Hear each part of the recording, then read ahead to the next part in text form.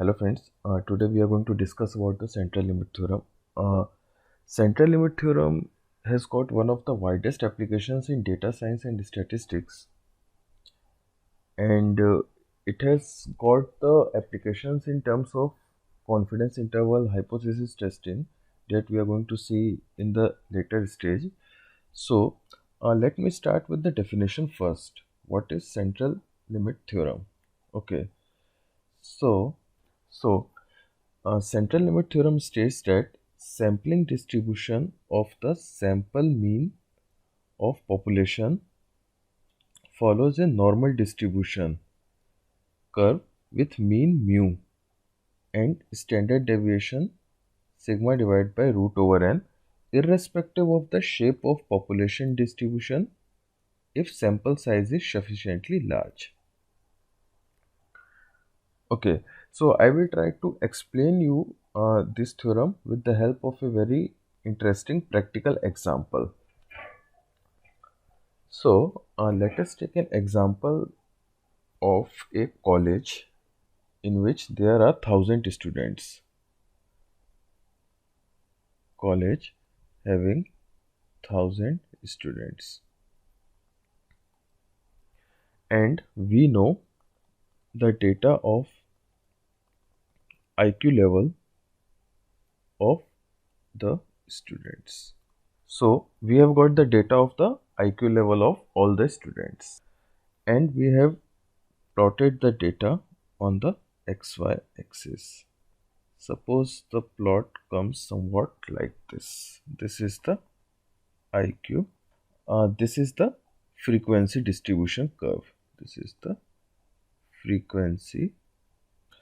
So since as you can see that this curve follows neither of the standard distribution, neither of the standard distribution curve,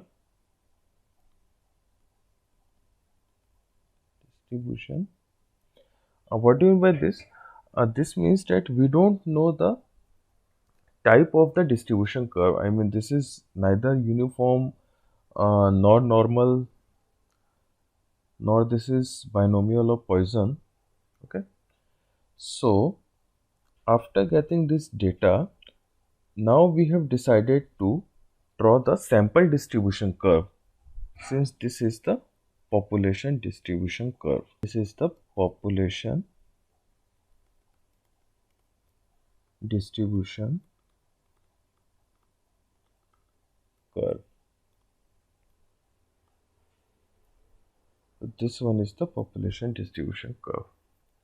Okay, so now we have decided to draw the sample distribution curve. So let us take the sample of 10 students denoted by sample 1. So sample size is n is equal to 10 students, and let us take 1000 samples. 1000 samples. So if we draw this sample curve, then we will get the curve. If we draw the frequency distribution curve, then we will get somewhat like this. Okay? We will get somewhat like this curve.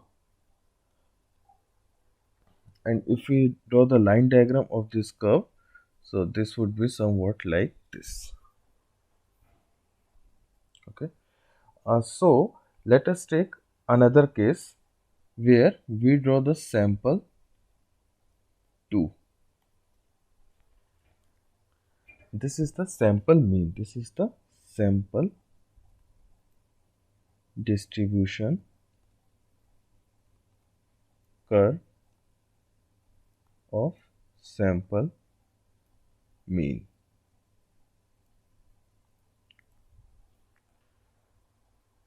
So let us take the another case where sample size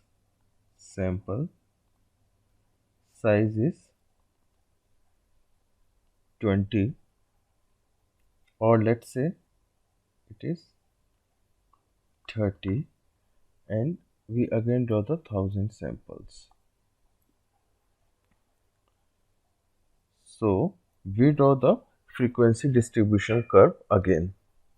So we get curve somewhat like this. And if we draw the line distribution curve, we will get the curve somewhat like this. Okay. So now we have got the two cases. First case, the sample size is 10, and in the second case, the sample size is 30. So both these curves are sample distribution curve of the sample mean. Okay, so this is x bar, this is also x bar. So what we have done in both these cases, we have collected sample, then we have taken the mean of the sample. Okay,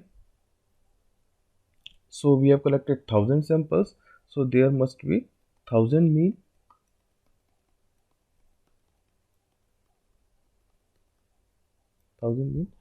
and we have plotted the mean in the form of a curve. Same applies to here also. We have collected 1000 mean, 1000 samples, and we have calculated the mean.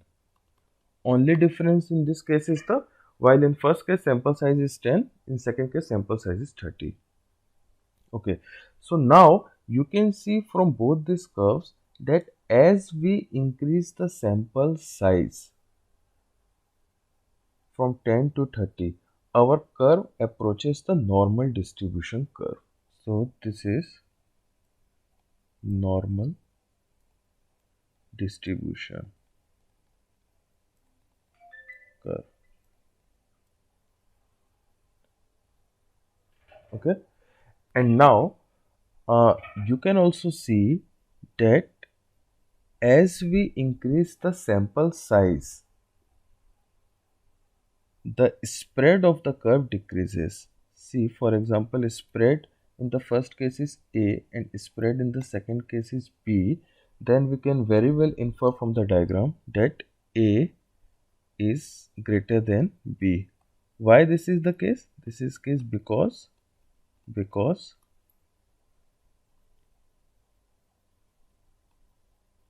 lesser than sample size of second case. Okay, so now coming back to the definition. Okay, so sampling distribution of the sample mean of population follows a normal distribution curve. So here we have seen till now, I have explained you till here.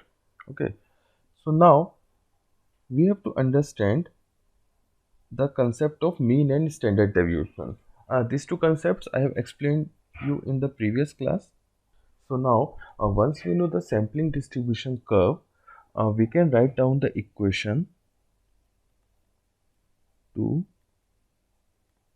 prove. So now once we get the sampling distribution curve, we have to prove that our sampling distribution curve, that is x bar, we have drawn the probability distribution curve. Okay, so this is the sampling distribution curve having. Now from where does this equation comes? X bar minus mu sigma n. Now we have to prove this equation, that is x bar minus mu divided by sigma divided by root over n. So this is approximately, this curve follows the standard normal distribution curve. Okay, so in order to prove this, we need to understand the two theorems of central limit theorem. Theorem 1,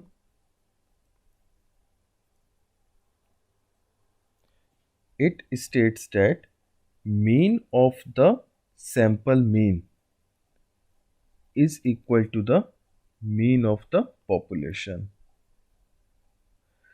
and this is irrespective of shape of population distribution and sample size. Okay, so this is theorem 1, and now theorem 2. Of theorem 2, it states that the variance of mean, that is sigma x bar square, is equal to variance of population divided by n, that is number of sample size.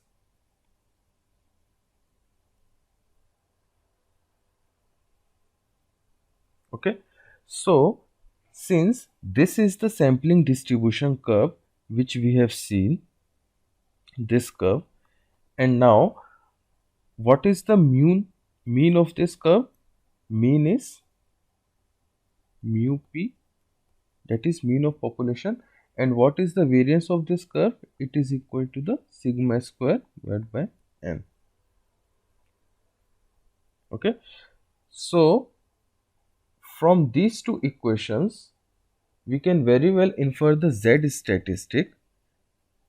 Z statistic, all of you know.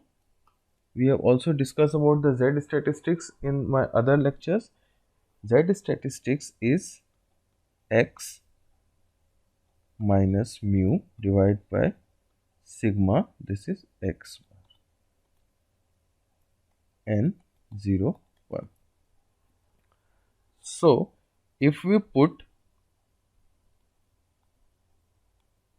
two values from this equation, then we will get x bar minus mu divided by sigma over under root n is distributed as standard normal distribution curve. So this is the proof of central limit theorem.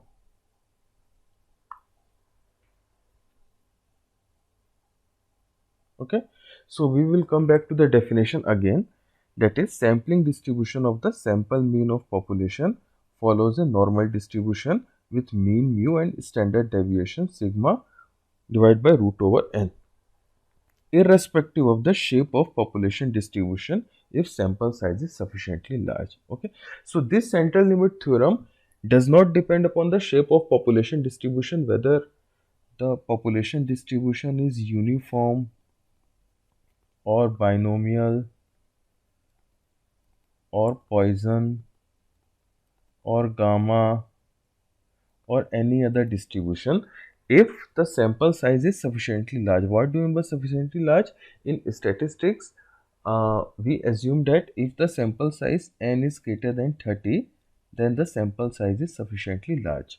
So if the sample size is sufficiently large, so our sampling distribution curve, this approaches the normal distribution, having the equation here which we have proved in the lecture.